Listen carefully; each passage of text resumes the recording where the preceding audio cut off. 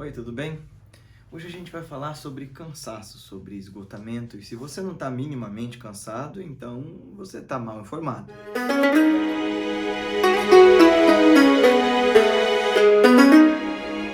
Mas antes de você ficar cansado ou mais cansado, deixa seu joinha, se inscreve no canal, clica no sininho para receber as notificações, manda para os teus amigos, copia esse link, manda nas tuas redes sociais, nos teus grupos de WhatsApp e, por favor, deixa seu comentário aqui embaixo, suas críticas, suas sugestões e comente os comentários dos outros. Vamos fomentar essa rede de discussão aqui. Eu falei sobre cansaço e talvez ninguém tenha definido tão bem e de forma tão sintética a dita sociedade do cansaço do que o autor de um livro homônimo chamado Byung-Chul Han. Eu uso bastante do trabalho do Byung-Chul Han em alguns simpósios e retiros filosóficos que a gente faz, mas eu quero falar sobre esse cansaço sob alguns aspectos diferentes e da importância da prática meditativa. Primeiro, porque esse cansaço e esse esgotamento de viver se dão por conta da gente ter desenvolvido e apreciado e cultivado um jeito de viver e de se relacionar com o mundo e com os outros que é completamente antinatural. Não, até 30 anos atrás, ninguém era obrigado a demandar de si tantas frentes de atenção, tantas obrigações, tantos cuidados e tantas formas de viver, de construir seu viver e de sobreviver do que como a gente tem feito hoje em dia.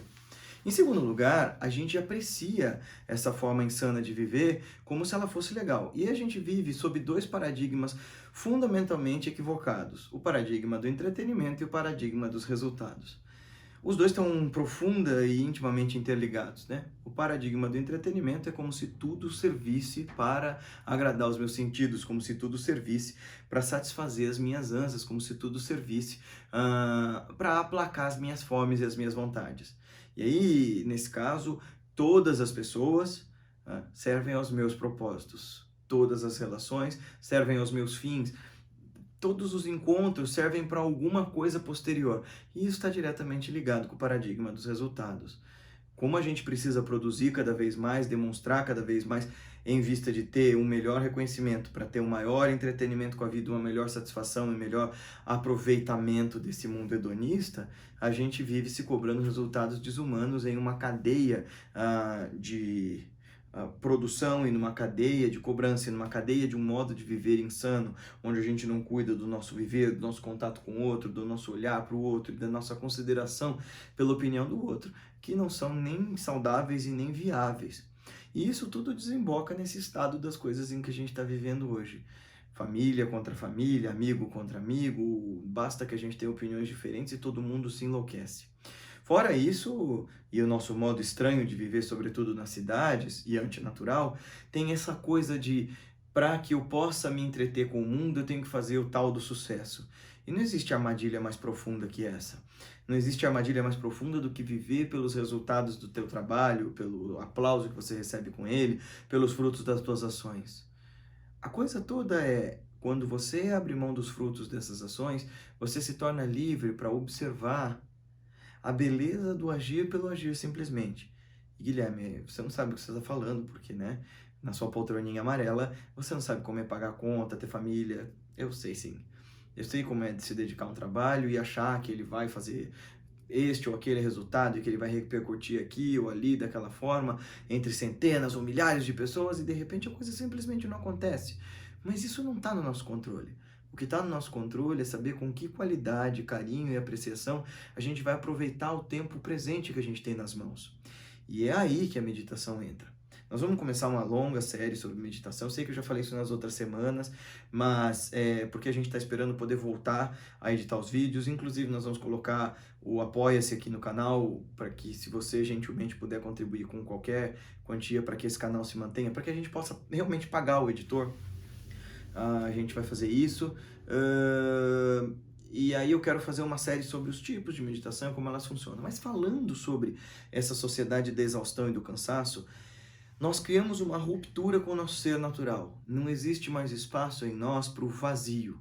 Não existe mais espaço em nós para aquele ócio criativo que foi o produto, né? Foi o elemento fundamental, foi o truque de mestre por onde a filosofia, por exemplo, se produziu entre os gregos, que o yoga se produziu na Índia, que o taoísmo se produziu na China. Foi quando sábios seres Homens e mulheres resolveram parar todas as suas atividades ordinárias para olhar com muita sinceridade, rigor e critério para dentro de si e perguntar: quem é que sou eu, afinal? Quem é esse sujeito que testemunha o mundo, que olha para as coisas, que interage com a vida?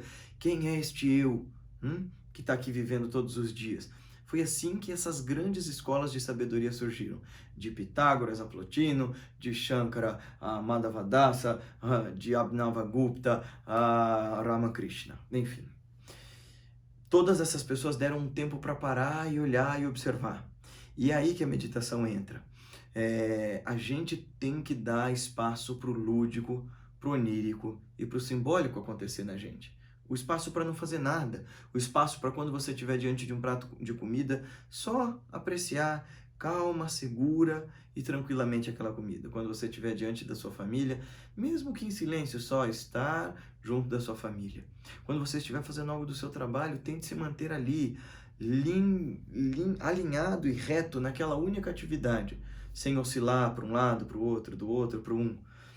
Trazer a sua mente para o agora e se permitir se estabelecer em cada coisa, sem cobrar de si mesmo resultados inacreditáveis e sobre-humanos de uma produção impossível, traz de volta para você a paz e a disposição que você precisa.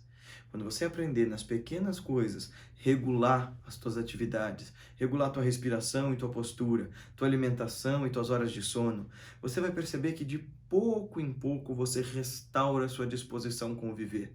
Mas isso vem com um primeiro passo radical de dizer não a esse modo de vida que nos tem sido imposto desde que a gente nasceu.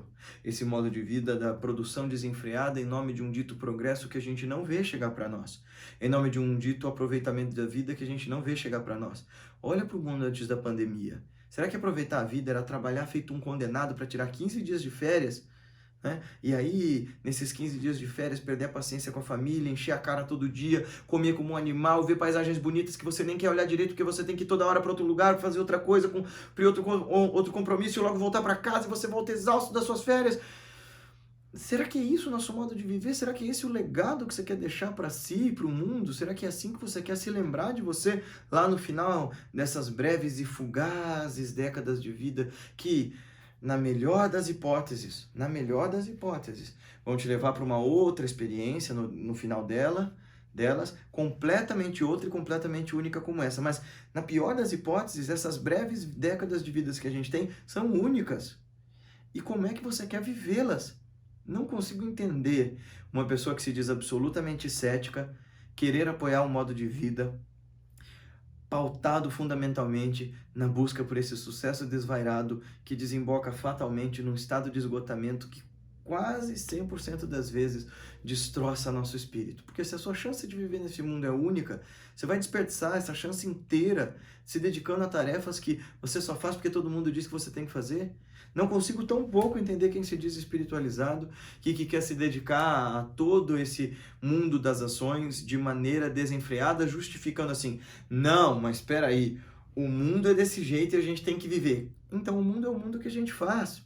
Se todos nós nos organizássemos de fato, diligentemente para debater, discutir e modificar nossas ações no mundo, você acha mesmo que ele não mudaria? É pela insatisfação de uns poucos convencendo uns muitos que as grandes mudanças foram feitas na sociedade. E a minha impressão aqui no Brasil é que a gente não tem disposição para discutir absolutamente nada.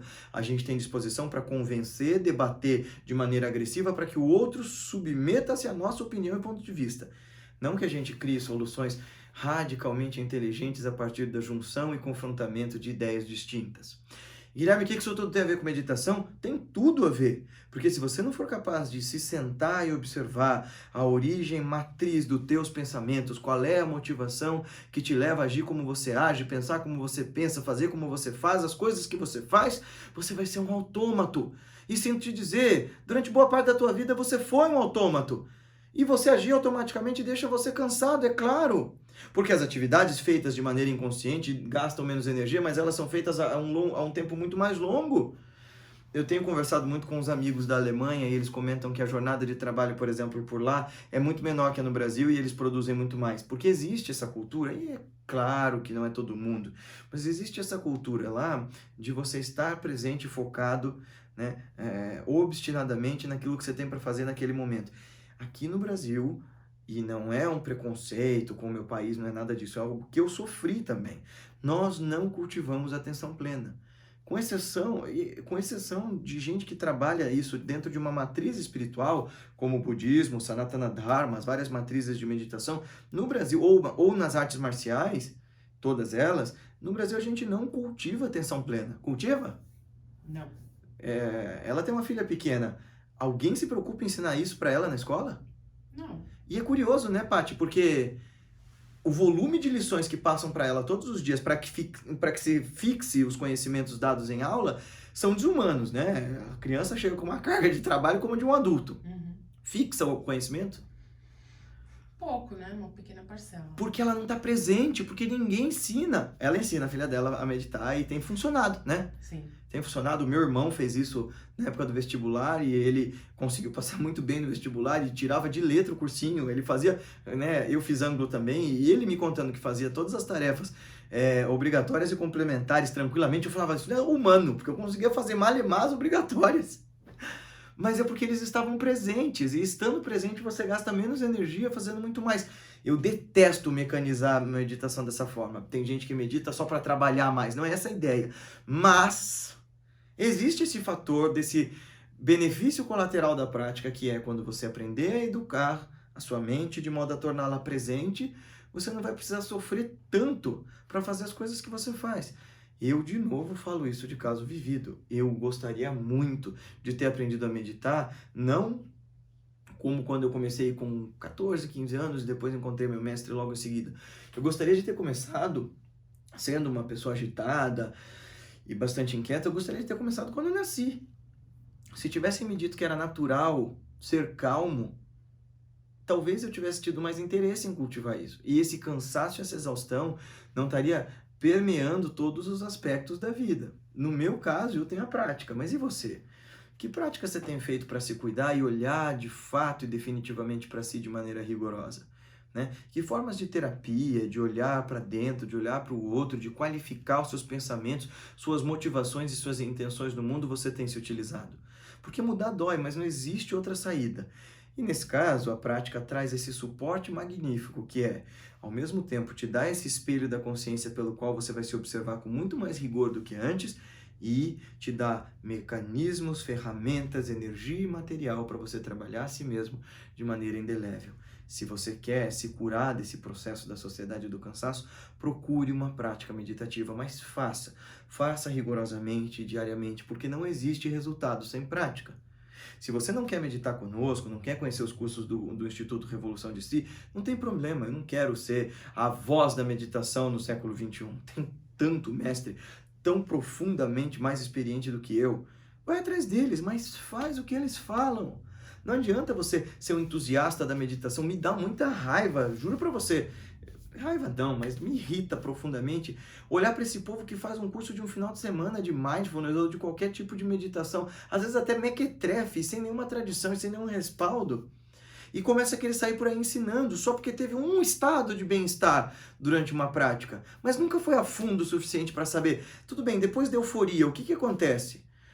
Evada-se da pretensão de ensinar, faz esse trabalho primeiro em você, dê a chance de você se modificar, e faça isso como um empreendimento para sua felicidade, não para o seu desempenho profissional. Para de encarar seu sucesso como sucesso material ou como sucesso profissional. Sucesso é estar em paz consigo, em harmonia com o próprio coração, sabendo que o que se faz da vida vale a pena. Para de trocar valores, porque essa troca desgasta muito e cansa todo mundo, inclusive você. E a meditação garante essa clareza de onde é que eu quero depositar as minhas energias. Se você quiser aprender um pouco mais sobre isso, procura a gente no Instituto Revolução de Si ou qualquer escola qualificada de meditação com a qual você se alinhe. Mas faça, mesmo que um pouquinho, mas faça. E eu garanto que o resultado aparece. Até o nosso próximo vídeo. Gostou desse vídeo? Então não esquece de dar seu joinha, se inscrever no canal, compartilhar com seus amigos, nas suas redes sociais todas. E não se esquece de assistir os outros vídeos que estão aqui no canal. Tem um monte de coisa legal para você assistir e coisas que fazem bem e fazem a gente conseguir refletir e realizar em nós, dia a dia, a nossa revolução de si. Até a próxima!